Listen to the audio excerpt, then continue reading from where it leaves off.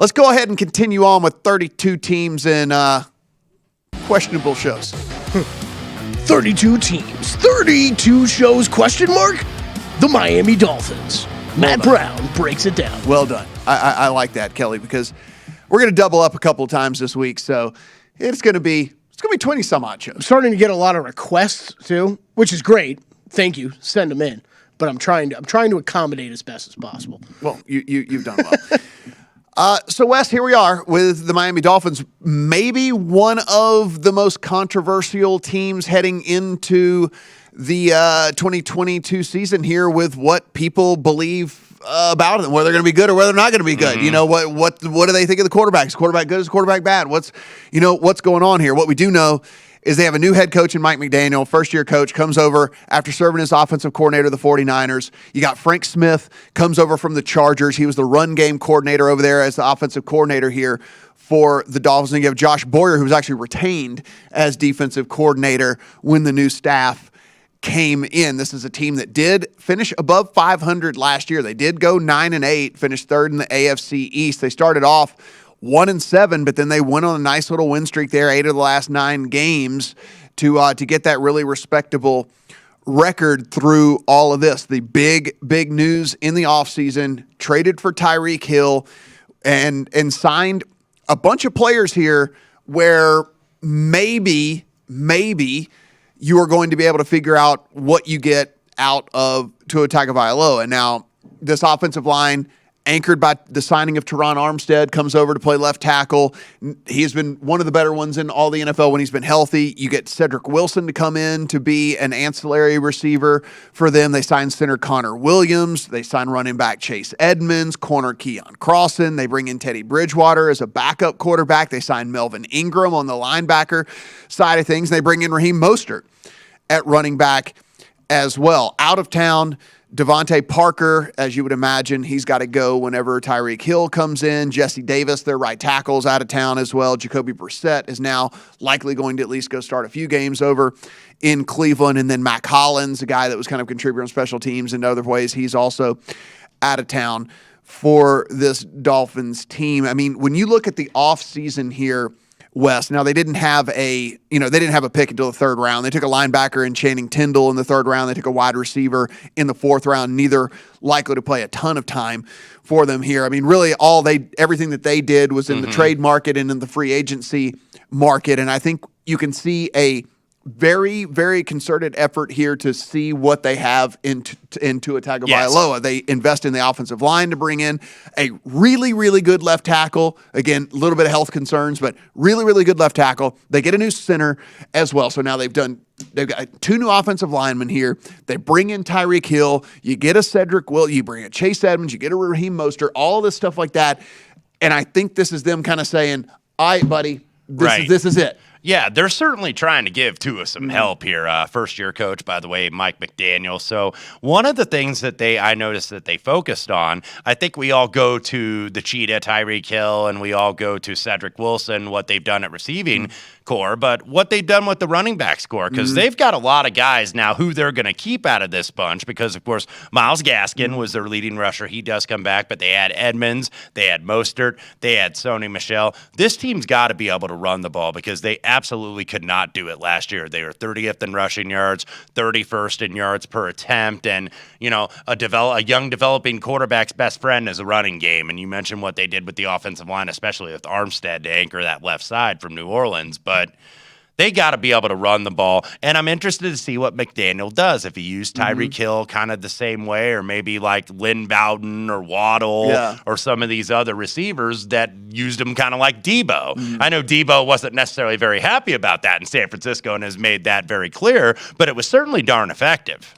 If you look at this team last year, despite the record, the advanced statistics, at least if you look over at Football Outsiders, they were the 25th overall team DVOA. So despite the fact that they finished 9-8, they were still 25th overall DVOA, and that is a lot to do with the offense and the special teams. They were the 24th rated team offensively. They were the 29th special teams team. They had real troubles on special teams here. Now, they were 10th defensively, and I think that this defense will actually kind of carry over to this year as well. If we look at the odds here on the AFC East, the Bills, of course, to win the division, big-time odds on favorites there at minus 225, but the Dolphins come in second in the division, plus 450 to win the division, a win total of 9, just a small plus 140 price on the yes to make the playoffs, West, 20-1 to win the AFC, 40-1 to win the Super Bowl. So at least from a bookmaking perspective, the hopes for this Dolphins team is at least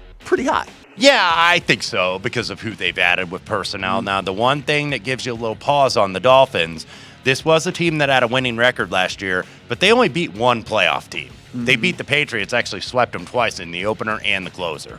We'll take a look at what we think from a betting perspective on this team when we come back. So let's continue here with the Miami Dolphins with our 32 teams preview. If you go over to Warren Sharp at Sharp Football, he does a good job of breaking down the schedule strength heading in based off of win total projections, not what happened last year. Because, again, these teams changed drastically over the offseason. And if you're going by what the team's winning percentages were the year before, you're going about it the wrong way. So look at it as to what these teams are supposed to be moving forward. And what we have here in the Miami Dolphins, they're facing the 14th toughest schedule, so kind of right there in the middle. And it looks tougher, at least in the early few weeks. Yeah, it's the 14th toughest schedule, which has him on 8.7 projected wins. Of course, we said the win total sitting at 9. Probably not a bet to be made there unless you are bullish or bearish on this team, however it might be. If we take a look at this schedule, starting out Patriots, Ravens, Bills, Bengals is certainly rough. And so I guess my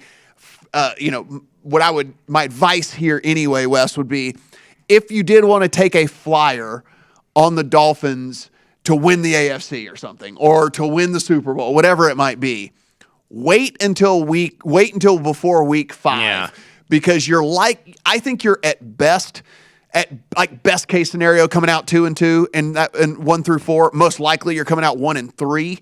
And so I would wait until you get this Jets and Steelers and Lions and Bears and Texans and 49, until you get that stretch. Yeah. That's where you want to make any we sort saw of that long-term this team future was bet. in that situation a little bit last year. They won the opener against the Patriots up there in Foxborough, and then they lost 7 straight and didn't win a game until November 7th. But when the schedule kind of eased up a little bit, and you got Houston, I know they had that upset on Thursday Night Football over Baltimore, but you had the Jets, you had the Panthers, who had just fired their offensive coordinator and kind of went in the tank in the last few weeks of the season. You had the Giants, you had the Jets again, then they won at New Orleans when Ian Book was the starting quarterback, I believe the 4th starting quarterback for the Saints in the 2021 season. So Miami has shown, and that's why I don't know, I'm not bullish nor bearish necessarily on this team, because I don't know what they're going to be, because I know that they can beat the bad teams. They can beat the Jets. They could perhaps go to Detroit and beat the Lions, unless you're higher on the Lions this year. But there's some teams on that schedule they could beat. But the early part of the schedule you mentioned, Matt, and then it gets a little bit tougher later. That third column you see on the graphic, got to go out to San Francisco, got to go out to face the Chargers, and then the Bills. So 3 straight road games for this team. That's awful. And then you have Green Bay, and then you have 2 divisional opponents at the end. So that's a tough schedule at the end of the year. I think if you come out 2-2 after those first 4 weeks, you're going to be favored in every game leading up to the bye, except for the Vikings. This is assuming that the Browns are going with Jacoby Brissett. Maybe that's a push. Maybe that's like a point one way or the other. That middle column there, week 7 to week 12, and that includes the bye week in week 11. That's where they got to do some damage if you want that win total. That's where you got to at least go, I think, 4-1, which means you got to win at least one, if not both of those road games at Chicago and Detroit. And that's why I think that they're a dog to make the playoffs here, because, Kelley, if you look at the back end of that schedule, it's basically you're going to have to scratch and claw through that back end to get enough wins to make the playoffs. And listen, if they greatly overperform, maybe a game at the 49ers or a game against the Packers or heading up to Foxborough isn't as daunting as we think as it looks now, right? I mean, maybe this Miami Dolphins team is clicking, and maybe this Patriots team is worse, or this 49ers team hasn't gotten it together with Trey Lance by then. So maybe these games aren't as daunting as they look today, but we don't know that. We can't see the future. All we can look at is what we know, and that it looks like from 13 to 18 is going to be a real tough slog. And so, that I get it why they are dogs to make the playoffs, and honestly, it'd be hard for me to bet the yes on them right now, just based off of kind of what we see here. Maybe it's an in-season bet if you see that this team is maybe progressing a little bit faster than we think or whatever, but I couldn't go there on a win total or a yes-no playoffs. No, I'm with you. Wow, what a catch by the Cardinals center field. Yeah, Duvall sent that one for a ride. Should have been a home run. That is not a home run. That is a long fly ball. And Matt, I'm with you though. We talked a little bit about this last night. And this division's tough for me because I love the Bills this year. I think the Bills are great. I think the Bills are the team to beat in the AFC. There's no question about that. To me, Patriots and Dolphins. I think a lot of people see some high ceilings and some low floors for both those teams. I think they could both mildly improve, but I think I'm going to be shocked if they both take, or either one of them takes this massive leap forward. Right. If it was one of the teams, it would be the Dolphins, I guess, in my mind, but I just don't know. I don't really believe in either one of those quarterbacks taking such a huge step forward this year that it's going to put them in true contention as a playoff team. So I'm kind of with you. I'm probably staying away from any team-specific bets on the Dolphins or the Patriots either way. But if I had to choose, I'd be leaning more on them, kind of being a little worse and under on their win total than over. Well, if we go by, again, football's not played on paper, but if we go by what they already had and then what they did in the offseason, according to ESPN, Pro Football Focus, this is the 10th rated roster heading into 2022. Just again, the guys that are sitting there on paper. Now, the big question mark is going to be the offensive line. You've got Teron Armstead at left tackle. He's one of the very best in all of football. That being said, then things get a little interesting, the rest of the offensive line, right? Like Connor Williams, Robert Hunt, Liam Eichenberg. There's a lot of high draft picks on this, like high-ish draft picks on this offensive line, but guys that haven't really come into form yet in the league. Now, listen, the upside for this offensive line is certainly pretty big because if these guys kind of take that next step, then if you already have Teron Armstead and then all these guys take kind of the next step there in the NFL, then you have an offensive line that maybe goes from the 23rd to maybe more like middle of the pack, 14th, 15th, 16th. And if that's the case, okay, that's something to work with here with all these weapons. But, again, the only thing we know for sure, Teron Armstead a stud, everybody else pretty much a question mark. Yeah, absolutely. And plus you do have new schemes there. Obviously, not only McDaniel as the head coach, but Frank Smith, the OC, Darrell Bevel, by the way, the QB coach and the passing game coordinator here. So this is a pretty young staff, actually. I was just looking at a couple of the bios here. These are all guys in their very early to mid-40s. These are not a lot of old guys. This is a young staff. So it's like, will these players respond to a young staff? Some guys, they love the energy, but some guys want maybe a little bit of an older staff that they think, okay, they've had a more proven track record, at least long-term success in this league. So that's going to be an interesting thing, I think, to watch with Miami, especially with a young quarterback like Tua. We've already talked about it, but it is the third-rated pass-catching group in the NFL heading into 2022. According to Pro Football Focus, Tyreek Hill, Jalen Waddle, Mike Gesicki, and then you add in a Cedric Wilson. Of course, they already had a Preston Williams there, see if he can amount to anything coming off of a couple of injury-plagued seasons.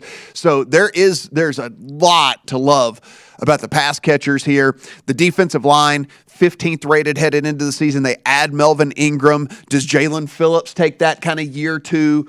You got figured some stuff out as a rookie. He, of course, a super highly drafted guy. Does he kind of take that next step? The interior of this defensive line, really good. Christian Wilkins and Zach Seiler, both of those guys graded out at 80 or better over at Pro Football Focus over the course of last season. So that is a real strength of this team. And then the secondary, another real strength. When you have a secondary that has both Xavier Howard and Byron Jones in there, and now you add in a Brandon Jones, Javon Holland, and also Nick Needham. I mean, this is a super, super talented secondary for this Dolphins team as well that, again, already was 10th overall DVOA defense last year. You add now a Melvin Ingram. Does Jalen Phillips get better in year two?